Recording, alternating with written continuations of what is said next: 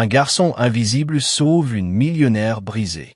Dans une ruelle glauque, sous une pluie torrentielle qui martelait les pavés de la ville, un garçon noir de 11 ans, oublié du monde, a sauvé une femme qui semblait tout posséder.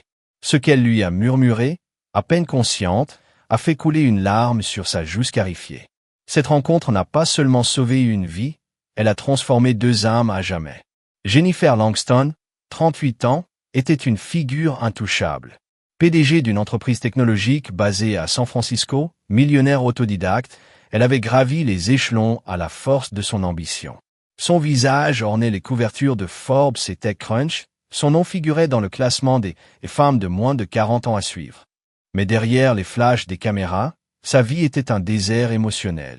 Elle avait brûlé des ponts avec ses amis d'enfance, licencié des assistants loyaux pour des erreurs insignifiantes, et vu 2 mariages s'effondrer sous le poids de ses absences.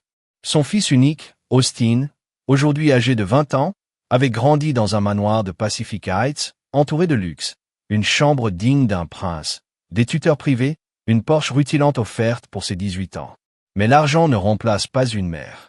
Jennifer avait cru que ses sacrifices étaient nécessaires, que son empire rachèterait son absence. Elle se trompait. 2 ans plus tôt, Austin avait coupé les ponts.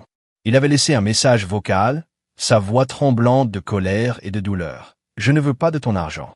Je veux une mère, celle que je n'ai jamais eue.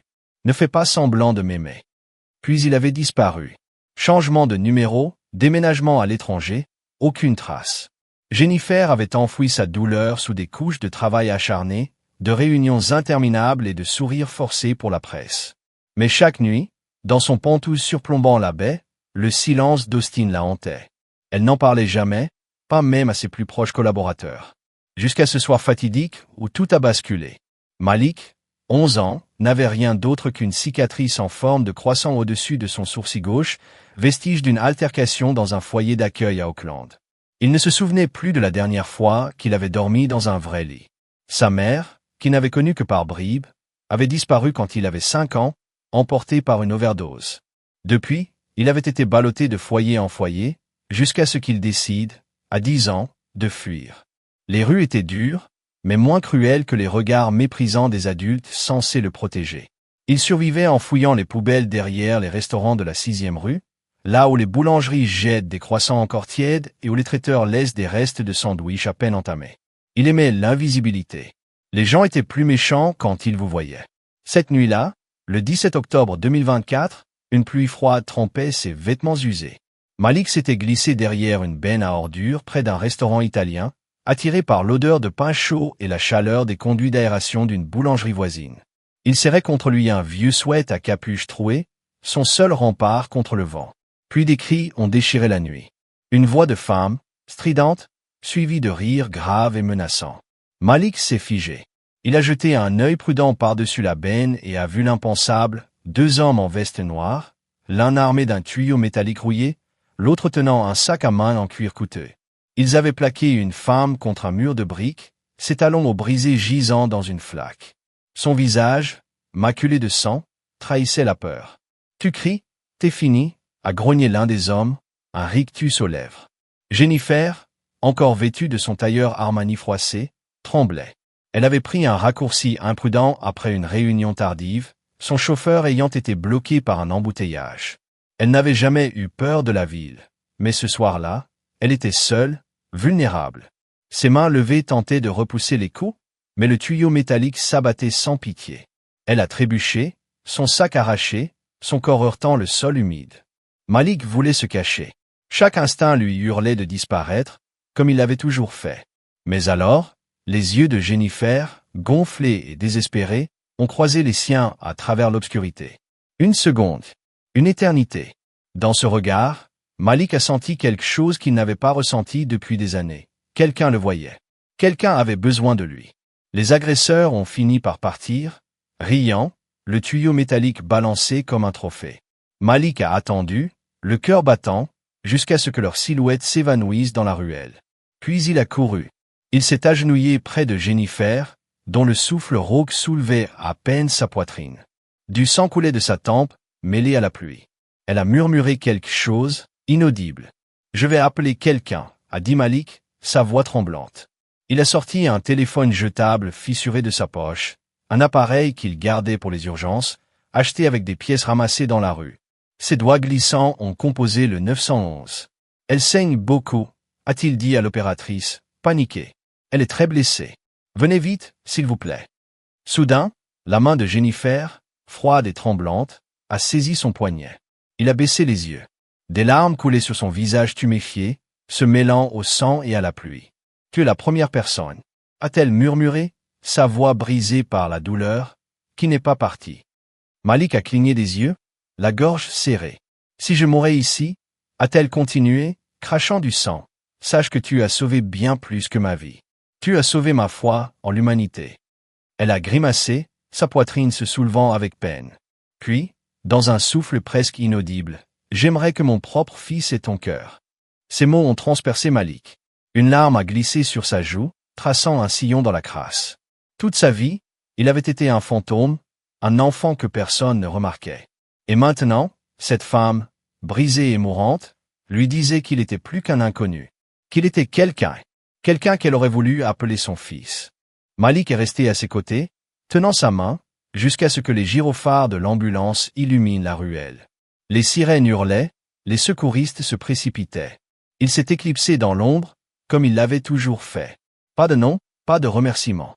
Les enfants comme lui ne restaient pas pour être vus. Jennifer s'est réveillée à l'hôpital de San Francisco Général, entourée du bip rythmé des moniteurs et de l'odeur âcre d'antiseptique. Sa tête pulsait, ses côtes cassées l'élançaient à chaque souffle, mais elle était vivante. Une infirmière aux cheveux grisonnants l'a retenue doucement alors qu'elle tentait de s'asseoir. Doucement, Madame Langston. Vous avez traversé une épreuve. Le garçon, a murmuré Jennifer, la voix rauque. Où est-il? Celui qui a appelé, qui est resté. Il m'a sauvé. L'infirmière a froncé les sourcils. Quel garçon? Les caméras de surveillance de la ruelle n'avaient capturé que des ombres floues. Les agresseurs? Oui, mais pas le visage de Malik. À la police, Jennifer n'a pu donner qu'une vague description. Il était petit, jeune, avec une cicatrice au sourcil. Et il était incroyablement courageux. Elle a répété les mots qu'elle lui avait murmurés, sa voix se brisant à chaque phrase. 2 semaines plus tard, Jennifer a quitté l'hôpital, le corps encore meurtri mais l'esprit consumé par une mission. Elle ne pouvait pas retourner à sa vie d'avant. Pas après Malik. Elle a ordonné à son chauffeur de l'emmener dans les refuges, les soupes populaires, les centres pour jeunes sans-abri de la ville. Elle a arpenté les rues d'Oakland et du Tenderloin, scrutant chaque visage, chaque silhouette.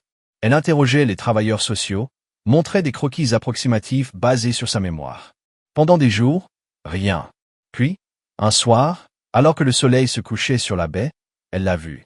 Sous un pont autoroutier, près d'un campement de fortune, Malik était là, recroquevillé dans une veste en lambeaux, endormi à côté d'un caddie rempli de bouteilles vides et d'un sac plastique contenant ses maigres possessions.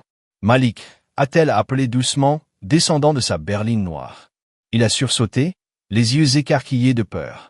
« Je n'ai rien pris », a-t-il crié, prêt à s'enfuir. « Non », a-t-elle répondu, les mains levées en signe d'apaisement. « Tu m'as tout donné. » Il l'a dévisagé, méfiant, ses petits poings serrés. « Pourquoi t'es là ?» Jennifer s'est agenouillée, ignorant la douleur dans ses côtes. « Parce que tu m'as sauvé. Et je n'ai pas arrêté de penser à toi. Je te dois plus qu'une vie. Je te dois un avenir. » Convaincre Malik n'a pas été facile. Il avait appris à ne faire confiance à personne. Les promesses, il connaissait, des mots vides suivis de trahison. Mais Jennifer n'a pas abandonné. Elle ne lui a pas offert des promesses grandioses ni étalé sa richesse. Elle venait, jour après jour, avec un sandwich au poulet encore chaud, une couverture propre, ou juste une chaise pliable pour s'asseoir à côté de lui sous le pont. Elle parlait de la pluie, des mouettes qui survolaient la baie, de la musique qu'elle écoutait adolescente. Peu à peu, Malik a cessé de la voir comme une menace.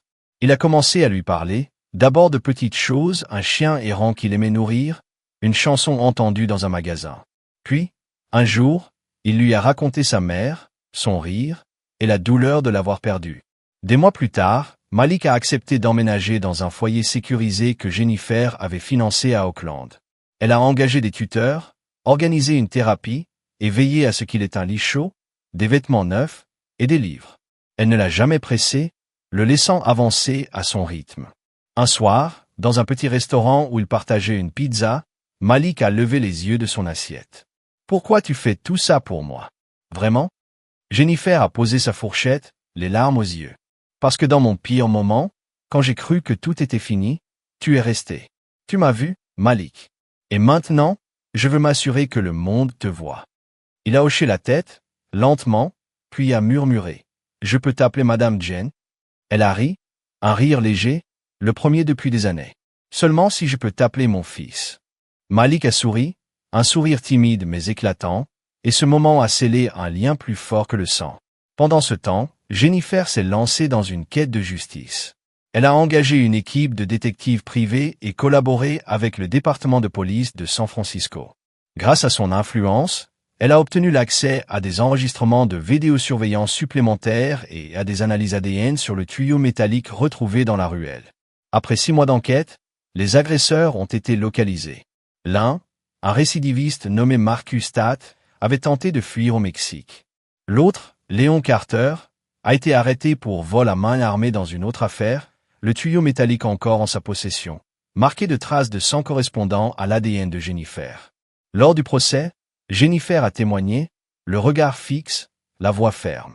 Quand le procureur lui a demandé pourquoi elle avait tant insisté, elle a répondu « Parce que des garçons comme Malik ne devraient pas grandir dans un monde où des hommes comme eux rôdent en liberté. » 2 ans plus tard, le 4 juin 2026, lors d'un sommet pour jeunes leaders organisé à San Francisco, financé en partie par la fondation que Jennifer avait créée en l'honneur de Malik, un adolescent s'est avancé vers le micro. Malik, maintenant 13 ans, portait une chemise bleu marine soigneusement repassée et un pantalon kaki, ses baskets neuves brillant sous les projecteurs. Sa cicatrice au sourcil était toujours là, mais son regard était clair, déterminé. Il a pris une profonde inspiration, sa voix résonnant dans l'auditorium bondé. « Avant, je dormais dans une ruelle, là où personne ne te voit, là où tu ne comptes pas. J'étais un fantôme. » Il a marqué une pause, sa main serrant le micro. « Puis un jour, j'ai aidé quelqu'un. Elle m'a vu. Elle s'est souvenue de moi. Et ça a tout changé. » Il s'est tourné vers Jennifer, assise au premier rang, son tailleur impeccable contrastant avec les larmes qui brillaient dans ses yeux. « Madame Jen m'a appris que personne n'est invisible pour toujours. Pas si une seule personne croit en vous. Aujourd'hui, je veux aider d'autres enfants comme moi. Parce que chaque vie compte. » La salle a éclaté en applaudissements, un tonnerre d'émotions. Jennifer a essuyé une larme, non pas de douleur, mais de fierté. Jadis, elle avait failli mourir dans l'obscurité d'une ruelle. Aujourd'hui, sous les lumières éclatantes, se tenait Malik, le garçon qui l'avait ramené à la vie et qui, à son tour, illuminait le monde. Si vous avez aimé cette histoire, n'oubliez pas de mettre un j'aime et de vous abonner pour découvrir d'autres histoires émouvantes, dramatiques et inattendues. Dites-nous dans les commentaires d'où vous nous regardez. Nous sommes ravis de vous lire. À la prochaine, restez sympas, restez curieux et continuez à nous suivre.